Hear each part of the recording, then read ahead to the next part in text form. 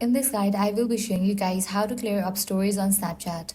Let's get started. First, launch your Snapchat, navigate to your profile page, then click on the settings icon given at the top right. Once you're in this page, scroll down. Head over to the option My Privacy and Data section. Here you're going to find the option to clear your data, including clearing the cache. Clearing the cache won't delete your snaps or memories. It just removes temporary files and helps free up storage.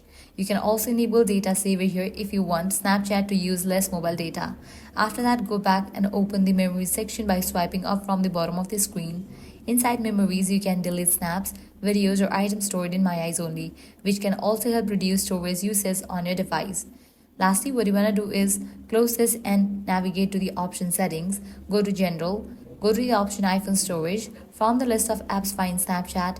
Now click on Upload app, confirm it, wait for a few seconds and then reinstall it. With these steps, you'll be good to go. Your storage will be cleared for Snapchat.